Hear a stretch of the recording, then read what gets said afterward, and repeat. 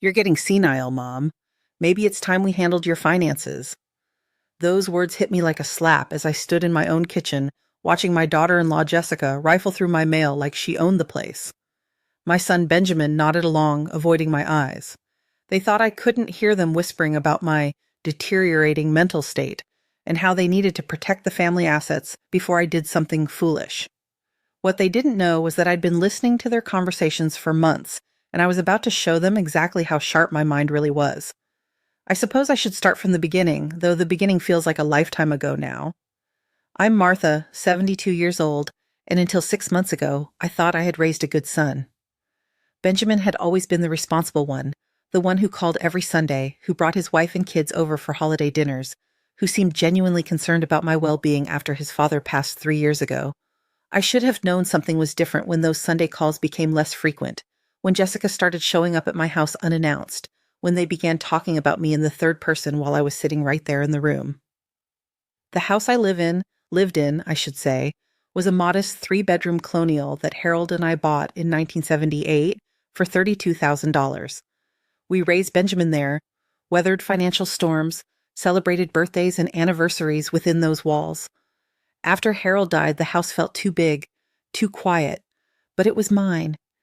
Every mortgage payment, every repair, every improvement, we had earned that place through 43 years of marriage and hard work. The neighborhood had changed around us, property values climbing as young families moved in and renovated the older homes, but I stayed put. It was familiar. It was safe. It was paid for. Or so I thought. Jessica had been working on Benjamin for months, I realize now. She'd whisper things about how I was declining, how I forgot names sometimes or repeated stories. Normal things that happen when you're in your 70s, but she made them sound like symptoms of dementia. She'd point out when I took longer to balance my checkbook, or when I asked her to repeat something because I couldn't hear properly over the television. "Your mother is losing it, Benjamin," I heard her say one evening when they thought I was napping in my chair. "We need to do something before she makes a mistake we all regret." The mistake, as it turned out, was trusting them. It started small. Jessica began offering to help with my grocery shopping, saying it was too much for me to handle alone. When I protested that I'd been managing just fine, Benjamin would give me that patronizing smile and say, "Mom, we just want to help. Let us take care of you for once." So I let them help, grateful for the company and touched by what I thought was genuine concern. Jessica would drive me to the store and gently guide me away from purchases she deemed unnecessary. "Do you really need 3 different types of cereal, Martha? Maybe we should simplify your choices." She made it sound so reasonable, so caring. Then came the bills. One day, Jessica announced she'd spoken to my bank about setting up automatic payments for my utilities and insurance. "This way, you won't have to worry about due dates or writing checks," she explained, her voice dripping with that sugary sweetness she used whenever she was managing me. "We'll just keep track of everything for you." Before I knew it, she had convinced me to add Benjamin to my checking account as a co-signer for emergencies. The bank paperwork was presented to me casually over coffee and Jessica's homemade banana bread, positioned as a simple precaution for my own protection. I signed because I trusted my son, because 45 years of being his mother had taught me that when your children say they want to help, you let them help. The changes happened gradually. My mail started disappearing, with Jessica explaining that she was organizing my important documents to keep them safe. My credit card statements were redirected to their address so they could monitor for fraud. My investment account statements began going to Benjamin's office because he wanted to keep an eye on the markets for me. Piece by piece, they were building a wall between me and my own financial life, all under the guise of protection and care. I might have gone along with it indefinitely if I hadn't heard the phone call. It was a Tuesday afternoon in October. I'd been feeling under the weather, a chest cold that had settled in and refused to leave, so I was resting in my bedroom when the phone rang. I heard Benjamin answer it in the kitchen, and something about his tone made me listen more carefully. He was talking to someone about refinancing, about property values, about my mother's house, as if it were already his to discuss. The conversation went on for 20 minutes, and with each passing minute, I felt something cold and hard forming in my chest. "She's really not competent to make these decisions anymore," I heard him say. "The dementia is getting worse. We're basically her caretakers at this point, and the house is just sitting there, gaining equity we could be using for her care." He paused, listening to whoever was on the other end. No, she doesn't know yet. We're waiting for the right time to discuss moving her to assisted living, but we need to move on this before she gets confused and refuses to cooperate. I lay there in my bed, staring at the ceiling, feeling like someone had reached into my chest and squeezed my heart until it stopped beating. Dementia, assisted living, moving me out of my own home while discussing it like a business transaction. The worst part wasn't even the betrayal. It was the clinical way he talked about it, as if I were already gone, already a burden to be managed rather than a mother to be respected. That night, after they left, I sat in Harold's old chair and tried to make sense of what I'd heard. I replayed every conversation, every helpful suggestion, every instance of them treating me like I was fragile or confused. I thought about the bank account, the redirected mail, the way Jessica had started speaking to me in that slow, careful voice you use with children, or people you think aren't quite all there. It was all part of a plan, and I had been sleepwalking right into it. But here's the thing about being 72 years old and supposedly senile: people underestimate you. They assume that because you move a little slower or ask them to speak up sometimes, your brain has turned to mush. They forget that you've been navigating the complexities of life for 7 decades, that you've survived raising children and managing households and making decisions that kept families together through good times and bad. They forget that age often brings wisdom, not just physical limitations. Benjamin and Jessica had forgotten that his father was Harold Brennan, one of the most successful real estate attorneys in the county for 35 years. They'd forgotten that I hadn't just been his wife, I'd been his partner, his sounding board, the person he discussed every major case with over dinner for 4 decades. They'd forgotten that I understood property law, contract negotiations, and financial planning in ways that most people never learn. Harold used to joke that I could have been a lawyer myself if I'd been born 20 years later, when women had more opportunities in the profession. Most importantly, they'd forgotten that Harold had taught me to never put all my eggs in one basket. The house they were so eager to get their hands on, it was only part of my assets. The declining old woman they were managing had been quietly building a portfolio for 40 years, guided by a husband who understood that real security comes from diversification and careful planning. I owned 3 rental properties in the next town over, managed through a property company so the income didn't show up in my regular checking account. I had investment accounts at 2 different brokerages that they'd never seen statements for because I'd kept them at my office address. Yes, I still maintained a small office in Harold's old law firm where I helped with estate planning for elderly clients. I knew more about protecting assets from family members than they could imagine. But they were right about one thing. I was getting older, and I was tired. Tired of pretending their help was genuine when I could see the calculation behind every gesture. Tired of being managed and handled like someone who couldn't think for herself. Tired of watching my son turn into someone I didn't recognize, led by a woman who saw me as nothing more than an obstacle to her own financial security. So I decided to stop being tired and start being strategic. The first thing I did was call Harold's old law partner, Alfred Dre, who had handled our estate planning for 20 years.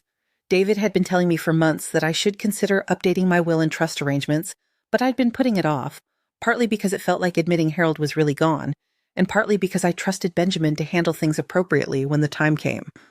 Now I realized that trust had been misplaced. "Martha," David said, when I explained the situation, "I'm not surprised. We see this more often than you'd think. Adult children who mistake their parents' slowing down for mental incompetence, who convince themselves they're acting in everyone's best interest while really protecting their own inheritance." He paused, and I could hear papers shuffling in the background. "The good news is that you're clearly competent to make your own decisions, and you have more options than they realize. Let's discuss some strategies." What David helped me understand was that Benjamin and Jessica had made a crucial error in their planning. By convincing me to add Benjamin to my checking account and by redirecting my mail, they'd created a paper trail of manipulation that could be used against them if necessary. More importantly, they'd focused all their attention on the house and the obvious bank accounts while remaining completely ignorant of my other assets. They were planning to steal from someone they'd underestimated, and that's always a dangerous mistake. "Here's what we're going to do," David explained over coffee in his office the next week. "First, we're going to document everything, every conversation, every redirected piece of mail, every instance where they've treated you as if you're incompetent. Then we're going to restructure your assets in a way that protects them from any claims of undue influence or incompetence. And finally, we're going to give them exactly what they've asked for, the opportunity to show their true colors. The plan he outlined was beautiful in its simplicity and devastating in its completeness. We would let them continue with their scheme to gain control of my assets, but we would control what assets they actually had access to. The house they wanted so badly, we would make sure they could have it, along with all the responsibilities and surprises that came with it. The bank accounts they were monitoring so carefully, we would let them think those represented my entire financial picture while quietly moving the real money somewhere safe. But the most elegant part of the plan was that we would use their own actions against them. Every patronizing comment, every decision made for my own good, every instance of treating me like I was mentally diminished would become evidence of their true intentions. We would let them hang themselves with their own rope, and when the trap finally sprung, they would understand exactly how much they had underestimated the woman they called senile. It took 3 months to set everything up properly. 3 months of letting them think their plan was working while I systematically protected myself and documented their behavior. 3 months of smiling and nodding while Jessica explained things to me as if I were a child, while Benjamin made decisions about my care without consulting me, while they both talked about my house and my money as if they were already theirs. The hardest part wasn't the planning, it was watching my son become someone I barely recognized. The Benjamin I had raised would never have spoken about his mother the way I heard him talking on those phone calls. The boy who used to bring me dandelions from the yard and tell me I was the best mom in the world had turned into a man who could discuss my mental competence with strangers, who could plan to move me to assisted living without my knowledge, who could look me in the eye and lie about his intentions for my own home. Jessica, I had no illusions about. She had married Benjamin for security and status, and I represented an obstacle to both. She wanted my house for her growing family, my money for her lifestyle, and me out of the way so she could have both without the inconvenience of my presence. I understood her motivations even if I despised her methods, but Benjamin broke my heart even as I prepared to break his world apart. The trap I set was triggered by their own greed and impatience. In February, Jessica called me with barely contained excitement about a wonderful opportunity she'd found. A luxury senior living community had opened nearby, with beautiful apartments and full-service care and activities designed specifically for people in my situation. She'd already scheduled a tour for the following week and made appointments with the financial counselors to discuss payment options. "The timing is perfect, Martha," she explained in that syrupy voice that had come to make my skin crawl. "You'll have your own space, but professional staff to help with everything you need. No more worrying about maintaining the house or managing bills or any of those stressful responsibilities. You can just relax and enjoy your golden years." What she didn't say, but what I heard clearly, was that my golden years would be funded by selling my house and liquidating my assets. The ones they knew about, anyway. The ones they thought represented everything I had. I agreed to the tour with appropriate hesitation, playing the role of the confused elderly woman who needed gentle guidance to make the right decision. I asked the questions they expected me to ask, expressed the concerns they wanted to address, and gradually allowed myself to be convinced that moving to Sunset Manor would be in my best interest. The financial planning session was where their plans started to unravel, though they didn't realize it at the time. "Mrs. Brennan," the financial counselor explained, "based on the information your son and daughter-in-law have, provided your primary assets are your home, which they estimate is worth approximately $450,000, and your checking and savings accounts, which total about $80,000. Our entry fee for the level of care we recommend is $300,000, with monthly fees of approximately $4,000 thereafter." I nodded along, watching Jessica do quick calculations in her head. Benjamin shifted uncomfortably in his chair, and I could see him realizing that the numbers weren't quite as favorable as they'd hoped. The house would cover the entry fee with some left over, but the monthly expenses would quickly eat through the remaining savings, leaving very little cushion for the future they'd planned for themselves. "Of course," I said slowly, as if the thought was just occurring to me, "there are those other properties Harold left me.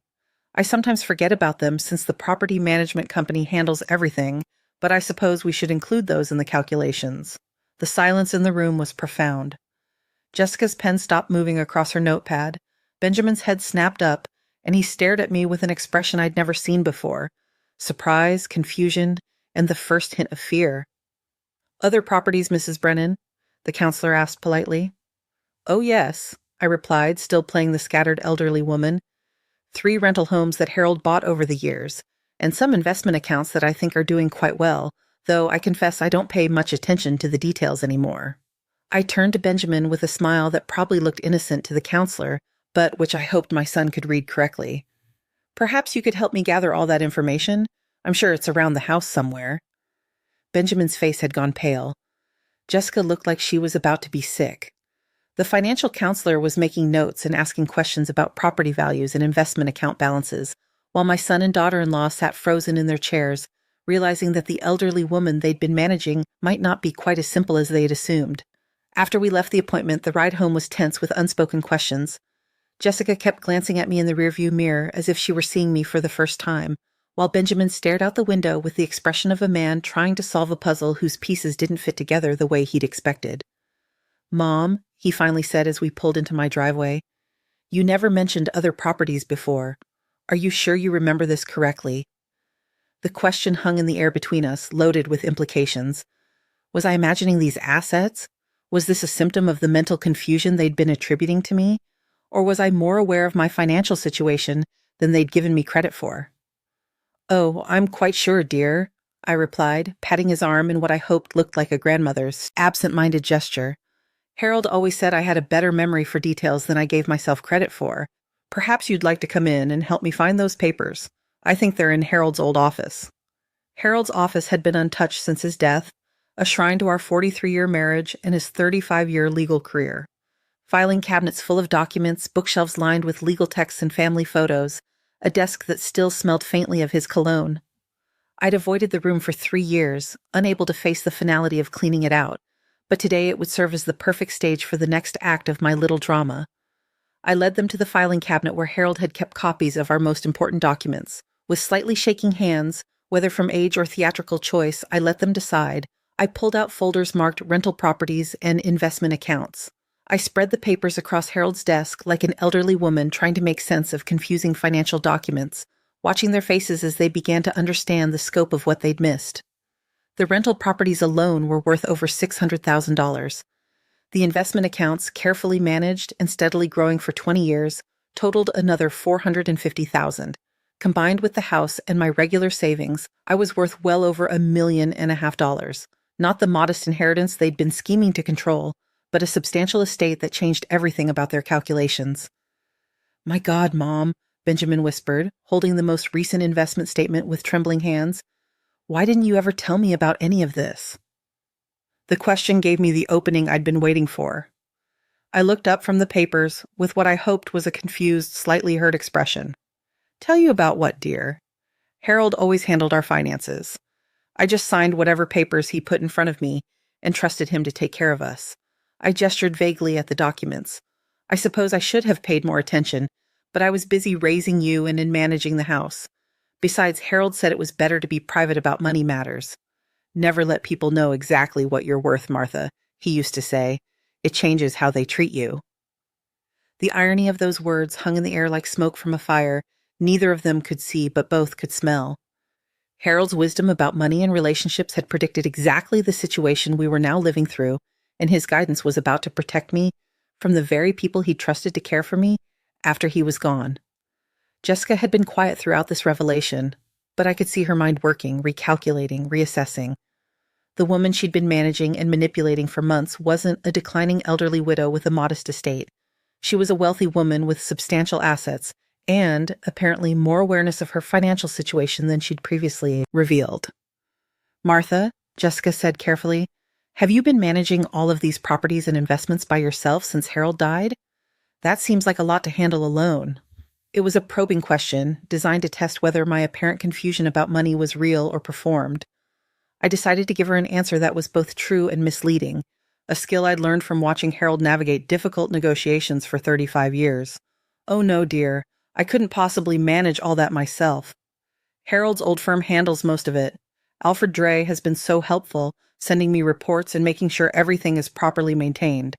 I just sign the papers he tells me to sign and deposit the checks when they arrive. It's all quite beyond me, really." Which was technically true as far as it went. What I didn't mention was that David and I met monthly to review every aspect of my portfolio, that I understood exactly what each investment was doing and why, and that far from being beyond me, The management of my assets had become a source of pride and engagement in the years since Harold's death. They didn't need to know that the Scattered Elderly Widow Act was exactly that, an act I'd been perfecting for months while watching them reveal their true intentions. Benjamin and Jessica exchanged glances, and I could see them trying to decide how to process this new information.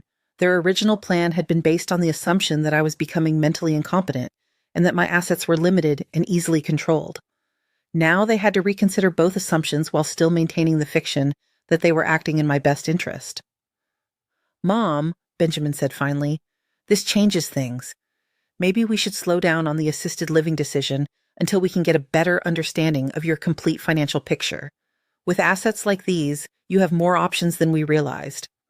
I almost smiled at the understatement. More options indeed. What I had were enough resources to do exactly what I wanted with my remaining years, and enough legal knowledge to make sure nobody, not even well-meaning family members, could override my decisions. But they didn't need to know that yet. Over the next few weeks, I watched them struggle with the cognitive dissonance between the woman they thought they'd been managing and the woman who apparently owned substantial assets they'd never suspected. Jessica became more deferential in her tone, less likely to speak to me as if I were a child who couldn't understand basic concepts. Benjamin started asking my opinion on decisions rather than simply telling me what was best for my own good. They were trying to adjust their approach to match their new understanding of my situation, but the fundamental problem remained. They still saw me as someone to be managed rather than respected. The trap I'd set was working perfectly. Their greed had led them to reveal their true intentions, their condescension had created a paper trail of their manipulation, and their underestimation of my capabilities had given me all the time and information I needed to protect myself. Now it was time for the final phase of the plan David and I had developed. The phone call came on a Tuesday morning in March, exactly 6 months after I'd first overheard Benjamin discussing my dementia with the refinancing company. I was sitting in my kitchen, enjoying coffee and the morning crossword puzzle, when Benjamin called with barely contained panic in his voice. "Mom, I just got a call from the bank. They're saying there's been some kind of mistake with the house title. Something about additional owners or liens or... I don't understand what they're telling me. Can you meet me at the bank this afternoon?" I agreed with appropriate confusion, playing the role of the elderly woman who couldn't possibly understand the complexities of property ownership. But inside I was calm and satisfied. The final phase of David's plan was beginning, and everything was proceeding exactly as we'd anticipated. At the bank, Benjamin and Jessica sat across from a very professional loan officer who was explaining why their application for a refinancing loan against my house had been rejected. The explanation was thorough and devastating, delivered in the kind of bureaucratic language that sounds official and final. "The issue, Mr. Brennan, is that while your mother is indeed the primary owner of the property, our title search has revealed some complications that prevent us from approving the loan as requested." The loan officer shuffled through papers that I recognized as part of the legal documentation David and I had prepared over the past 3 months. It appears that Mrs. Brennan established a trust arrangement for the property several months ago, which changes the legal ownership structure in ways that affect her ability to use the house as collateral for the loan you've requested. Benjamin's face went white. "A trust arrangement? Mom, what is he talking about? When did you set up a trust?"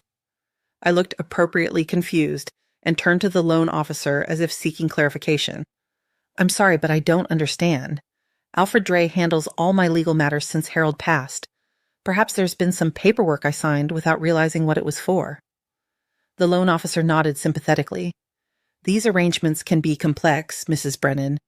Perhaps you should consult with your attorney to clarify the current legal status of your property before proceeding with any financing decisions." What the loan officer was too professional to explain in detail was the elegant structure David and I had created. The house had indeed been placed in a trust that protected it from exactly the kind of financial manipulation Benjamin and Jessica had been planning. Moreover, the trust documentation included provisions that would transfer the property to charity rather than to Benjamin. There was any evidence that I was being coerced or manipulated into financial decisions against my best interest. But the most beautiful part of the arrangement was that it included detailed documentation of every conversation I'd overheard, every instance of being treated as mentally incompetent, every decision made for my own good without my informed consent. David had been building a legal case for months, and Benjamin and Jessica had been providing the evidence with every patronizing conversation and every assumption about my mental state. After we left the bank, the ride home was silent except for Jessica's barely controlled breathing and Benjamin's occasional muttered curses. They were beginning to understand that the elderly woman they'd been managing might not be as helpless as they'd assumed, and that their plans to control my assets might not be as straightforward as they'd hoped. "Mom," Benjamin said finally as we sat in my driveway, "we need to talk, really talk, about your finances, about your legal arrangements, about what's actually going on here." I looked at him with the patient expression I'd perfected over months of being underestimated, the look of an elderly woman who was slightly confused but eager to please. "Of course, dear. Perhaps you'd like to come in for coffee? We could call David and ask him to explain everything. I'm sure he'd be happy to help us understand the situation." What I didn't say was that David was already expecting their call, that we'd prepared for exactly this conversation, and that the situation they were about to understand was far worse for them than they could possibly imagine. The meeting in my living room 3 days later was a masterpiece of controlled revelation and devastating consequence. David arrived with a briefcase full of documents and the kind of professional demeanor that had made him one of the most respected attorneys in the county. Benjamin and Jessica sat on my couch looking like defendants waiting for a verdict, which, in many ways, they were. "Let me explain the current situation," David began, spreading papers across my coffee table with methodical precision. "Mrs. Brennan came to me several months ago with concerns about her financial security and her ability to make independent decisions about her assets. Based on our conversations and my own observations, I determined that she was being subjected to a pattern of financial manipulation and emotional coercion that required legal protection." Benjamin started to protest, but David raised a hand to stop him. "The legal protections we've put in place include a comprehensive trust structure that removes Mrs. Brennan's assets from any potential claims of undue influence or mental incompetence. The trust is irrevocable, meaning that neither she nor anyone else can modify its terms without court approval. The trustee is a professional fiduciary with no family connections, eliminating any possibility of personal bias in financial decisions." Jessica's face had gone gray. "What does that mean exactly?" David's smile was professionally polite and personally satisfied. "It means that Mrs. Brennan's house, rental properties, and investment accounts are no longer subject to family control or manipulation. It means that any attempt to have her declared mentally incompetent or to gain control of her assets through power of attorney will be unsuccessful because those assets are no longer legally hers to control." The silence in the room was profound. I watched my son and daughter-in-law absorb the implications of what they were hearing, saw the moment when they understood that their months of careful manipulation had not only failed, but had actually triggered legal protections that left them with far less influence over my life than they'd started with. "But the most important aspect of this arrangement," David continued, "is the documentation we've compiled regarding the circumstances that made these protections necessary. Mrs. Brennan has been keeping detailed records of conversations and incidents that demonstrate a pattern of treating her as mentally diminished, making decisions on her behalf without consultation, and planning to dispose of her assets without her informed consent." He pulled out a folder thick with papers and audio recordings.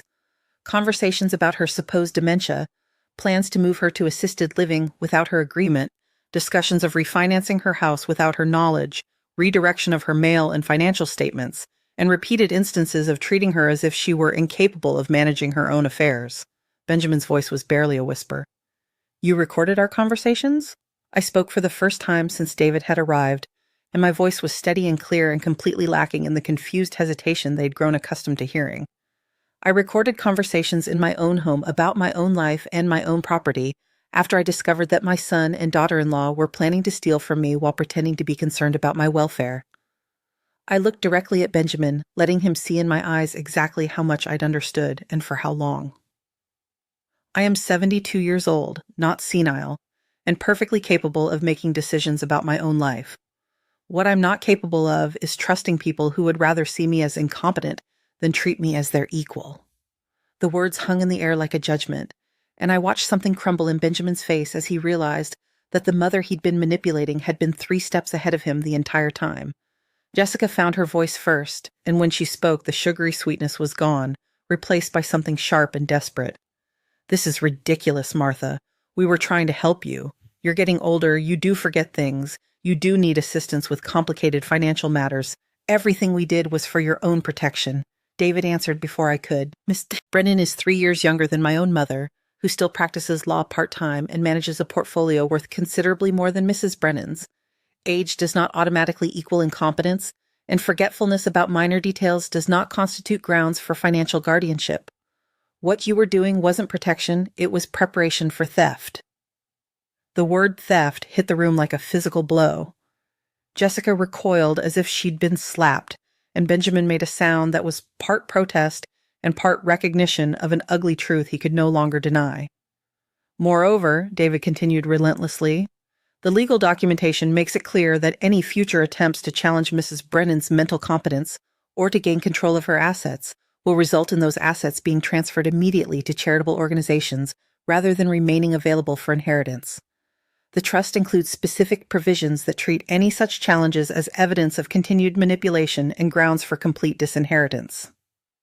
I watched my son absorb the full implications of what he was hearing. Not only had his plan to control my assets failed completely, but his very attempt to implement that plan had triggered legal protections that could cost him any inheritance he might have expected. The son who had planned to manage his senile mother's decline had discovered that his mother was sharp enough to outmaneuver him and wealthy enough to cut him off entirely if he didn't adjust his behavior. The choice you have now, I said quietly, is simple. You can accept that I am a competent adult who is capable of managing her own life and making her own decisions, or you can continue to treat me as if I'm mentally diminished and lose any relationship we might still salvage from this situation. Benjamin looked at me as if he were seeing me clearly for the first time in months, or perhaps years.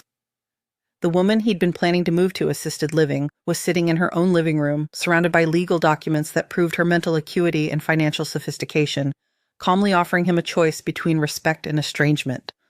"Mom, he said finally. I don't know what to say." "You could start with an apology, Anat," I suggested. "And then you could explain to me how the son I raised to value honesty and respect turned into someone who could plan to steal his mother's home while she was listening from the next room." The conversation that followed was painful and necessary and long overdue. Benjamin tried to explain his motivations, concern for my welfare, worry about my future, Jessica's influence, and her fears about financial security. He tried to justify the manipulation as protection, the condescension as care, the theft as prudent planning for my own good. But with each explanation, he sounded more like someone making excuses for inexcusable behavior, and I could see him beginning to understand how far he'd strayed from the values we tried to instill in him as a child. Jessica was less apologetic and more calculating. She wanted to know about the trust provisions, about the inheritance implications, about whether there were ways to reverse the legal protections David and I had put in place. Even caught red-handed, she was still looking for angles, still trying to figure out how to get access to assets she'd never been entitled to in the first place. "The arrangements are final," David told her firmly. "Mrs. Brennan's assets are protected from any form of family coercion or manipulation, and they will remain protected as long as she lives. What happens to those assets after her death depends entirely on how she's treated by her family from this point forward." It was a gentle way of saying that their behavior going forward would determine whether they inherited anything at all, and I could see both of them processing the implications. The woman they'd planned to move to assisted living while disposing of her assets was now in complete control of her own financial future and theirs. After David left and we were alone in my living room, the three of us sat in a silence that felt like the end of something that couldn't be repaired and the beginning of something that might possibly be rebuilt on more honest foundations. "I don't understand," Benjamin said finally. "When did you become so strategic? When did you learn to plan like this?" I almost laughed at the question, but the humor would have been too bitter for the moment. "I learned to plan like this from your father, who spent 35 years teaching me that the law can protect people who are smart enough to use it properly. I learned to be strategic from 43 years of marriage to a man who believed that knowledge and preparation were the best defenses against people who would take advantage of your trust." I looked at him steadily. "I learned to protect myself from watching what happened when people underestimated elderly women, and I decided I wouldn't become one of their victims." "But you seem so—" Jessica started, then stopped. "Confused, declining, mentally diminished?" I finished for her. "I seemed like what you wanted to see because it made your plan easier to justify. If I was losing my mental capacity, then managing my assets wasn't theft, it was kindness. If I was becoming incompetent, then making decisions for me wasn't manipulation, it was responsibility. I stood up and walked to the window, looking out at the yard Harold and I had tended for 43 years, thinking about the future I'd secured for myself and the relationship I'd probably lost with my son. The truth is that I am getting older, and I do forget things sometimes, and I will need more help with certain tasks as time goes on. But needing help isn't the same as being helpless, and asking for assistance isn't the same as surrendering control of my life to people who see me as a burden rather than a person. I turned back to face them, and I could see that Benjamin was crying. Not the dramatic tears of someone trying to manipulate sympathy, but the quiet, devastated tears of someone who had finally understood the magnitude of what he'd lost through his own choices. I wanted to trust you, I continued. I wanted to believe that when you offered to help, you were motivated by love rather than greed. I wanted to think that the son I raised would see his aging mother as someone deserving of respect and dignity, not as an obstacle to his own financial security. Jessica shifted uncomfortably in her chair, but Benjamin met my eyes directly, and I could see him struggling with the weight of his own actions. Mom, I'm sorry. I'm so incredibly sorry. I don't know how to make this right, but I want to try. I want to understand how I became someone who could hurt you this way. It was the first thing he'd said that sounded like the boy I'd raised, and despite everything that had happened, I felt something in my chest loosen slightly. The way you make it right, Liso, I told him, is by treating me like the intelligent, capable adult I've always been, even when I need help with things that used to be easier. The way you make it right is by asking for my opinion instead of making decisions for me, by including me in conversations about my own life instead of talking around me as if I'm not there. I sat back down, feeling suddenly tired in a way that had nothing to do with age and everything to do with the emotional toll of the past 6 months. And the way you make it right is by understanding that your inheritance, if there is one, should be a gift given freely by someone who trusts you to honor her memory, not something you scheme to take from someone you've decided is too weak to stop you. The conversation continued for another hour, painful and necessary, and probably incomplete. Benjamin asked questions about my assets, not because he wanted to control them, but because he was trying to understand how thoroughly he'd misjudged both my financial situation and my mental capacity. Jessica said very little, but I could see her recalculating everything she thought she knew about her place in the family and her future security. When they finally left, I sat alone in my living room, surrounded by the legal documents that had saved my independence, thinking about the price of protecting yourself from the people who are supposed to love you unconditionally. The months that followed were a period of cautious rebuilding. Benjamin came to visit more often, but the visits were different now. He asked about my day instead of managing my activities. He listened when I talked instead of looking for signs of mental decline. He treated me like someone whose opinions mattered rather than someone who needed constant guidance. Jessica was slower to adjust, and I wasn't entirely sure she ever would. She remained cordial but distant, and I could see her watching me sometimes as if she were still trying to figure out how the scattered elderly woman she'd been managing had turned out to be so much more formidable than she'd appeared. But the real change was in how I saw myself and my own future. The months of being treated as if I were declining had made me question my own capabilities, had made me wonder if maybe I really was becoming the confused, helpless person they seemed to see when they looked at me.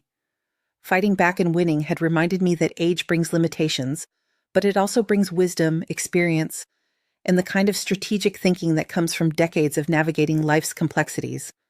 I sold one of the rental properties and used the money to renovate my kitchen and bathrooms, making them more accessible for the physical changes that would inevitably come with further aging. But I did the renovations because I chose them, not because someone else decided they were necessary for my safety. I hired a weekly housekeeper, not because I was no longer capable of maintaining my home, but because I preferred to spend my energy on activities I enjoyed rather than on scrubbing floors and cleaning bathrooms. I bought a new car with better safety features and easier visibility, not because my driving was dangerous, but because I wanted the confidence that comes with reliable transportation and modern safety technology. Each decision was mine to make based on my own assessment of my needs and preferences, made with the advice of professionals I trusted, but not subject to the approval of family members who might have their own motivations for influencing my choices. David and I continued to meet monthly to review my financial situation and discuss any adjustments to my legal arrangements. The trust structure remained in place, protecting my assets from any future attempts at manipulation, but more importantly, it gave me the peace of mind that comes from knowing I could live independently as long as I chose to do so. 6 months after the confrontation in my living room, I received an unexpected phone call from Benjamin. He was calling to invite me to dinner, not to discuss my finances or my living arrangements or my legal affairs, but simply to spend time with his mother because he missed our conversations and wanted to rebuild our relationship. "I've been thinking about what you said," he told me over pasta, at a restaurant he'd chosen because he remembered it was one of my favorites. "About treating you like the intelligent person you've always been instead of looking for signs that you're declining." And I realized that I'd been doing that for longer than I wanted to admit, not just since Dad died, but for years before that. He paused, choosing his words carefully. "I think I was so afraid of losing you the way we lost Dad that I started treating you like someone who was already halfway gone. And Jessica was afraid we wouldn't be able to afford the life she wanted if we had to pay for your care, so she convinced me that managing your assets was the responsible thing to do." It was more honesty than he'd shown in years, and while it didn't excuse what they'd done, it helped me understand how two people who weren't fundamentally evil had talked themselves into a plan that was fundamentally wrong. "Fear makes people do terrible things sometimes, Fama," I agreed, "but it doesn't excuse them. The difference between being afraid and being cruel is the difference between asking for help and taking control, between expressing concern and making assumptions." We talked through dinner about the future we might be able to build together, one based on mutual respect rather than assumed incompetence. Benjamin wanted to be involved in my life, but as a son rather than a manager. He wanted to help when help was needed, but to ask rather than assume. He wanted to rebuild the trust that his actions had destroyed, understanding that trust was something that had to be earned back through consistent behavior over time. Jessica remained more problematic. She had apologized, but her apology felt calculated rather than genuine, motivated more by the realization that her plan had backfired than by any real understanding of why her behavior had been wrong. She was polite when we interacted, but I could see her still calculating, still looking for angles, still treating our relationship as a transaction rather than a family bond. But that was a problem for Benjamin to solve with his wife, not a problem for me to solve for him. I had learned the hard way that you can't control other people's behavior, but you can control your response to it, and you can protect yourself from the consequences of their poor choices. A year after the confrontation, I was sitting in my garden on a warm spring afternoon, reading a book and enjoying the peace that comes from knowing you are exactly where you want to be, when my phone rang. It was David, calling to let me know that Jessica had contacted his office to ask about the possibility of having the trust arrangements modified. She wanted to know if there were circumstances under which the trust could be dissolved or the inheritance provisions changed, he explained. I told her that the arrangements were final and irrevocable, but I thought you should know that she's still looking for ways around the protections we put in place. I wasn't surprised. Jessica was who she was, and a year of good behavior hadn't changed her fundamental nature. But the difference now was that her schemes couldn't touch me. The legal protections David and I had created weren't dependent on her cooperation or approval, and her attempts to circumvent them only served to demonstrate why those protections had been necessary in the first place. "Let her keep looking," I told David. "The beauty of an irrevocable trust is that it's irrevocable, regardless of how many times someone asks if it can be changed." That evening, Benjamin called to apologize for his wife's behavior and to assure me that he hadn't been part of her latest attempt to access my assets. "I know you probably don't believe me," he said, "but I'm learning to see Jessica's behavior more clearly now. I think I was so desperate to keep the peace in my marriage that I went along with things I should have questioned." It was another step in his ongoing process of understanding how he'd become complicit in a plan that had hurt his mother and damaged their relationship. Whether he would be able to make the fundamental changes necessary to rebuild our trust remained to be seen, but at least he was asking the right questions now. As I sat in my kitchen that night, reviewing the day's events and thinking about the year that had passed since I'd discovered their betrayal, I realized that the most important thing I'd gained wasn't the protection of my assets or the legal security David had helped me create. The most important thing I'd gained was the knowledge that I was still capable of protecting myself, still sharp enough to outthink people who underestimated me, still strong enough to fight for my own dignity and independence when those things were threatened. I was 73 years old, not senile, and perfectly capable of living life on my own terms. The people who had tried to convince me otherwise had learned a valuable lesson about the dangers of underestimating elderly women, and I had learned that age might bring physical limitations, but it also brings the wisdom to use legal and financial tools to protect yourself from people who would take advantage of your trust. The house around me was quiet and peaceful, filled with memories of Harold and the life we'd built together, but also filled with the promise of the years I had left to live according to my own choices and values. The trust documents locked away in David's office ensured that those years would be lived with dignity and independence, regardless of what plans other people might have for my future. I had been called senile, had been treated as if I were declining, had been managed and manipulated by people who claimed to love me. But I had fought back with intelligence and strategy and legal knowledge, and I had won not just the battle for control of my assets, but the war for control of my own life. And that victory, I knew, was worth more than all the money in the world. The next morning brought sunshine and the first warm breeze of real spring, and as I sat with my coffee and morning crossword puzzle, I smiled at the memory of Jessica's latest attempt to find loopholes in an ironclad legal arrangement. Some people never learn, but that was no longer my problem to solve. I had learned something far more valuable, that underestimating someone based on their age is a mistake that can cost you everything, and that the wisdom accumulated over 7 decades of living is a formidable weapon when wielded by someone who refuses to be diminished by other people's assumptions. They had called me too senile to handle money. Instead, I had used that money and the legal knowledge Harold had spent 43 years teaching me to buy something far more precious than property or investments. I had bought my freedom, my independence, and my peace of mind, and unlike my house or my bank accounts, those were assets that no one could ever take away from me again.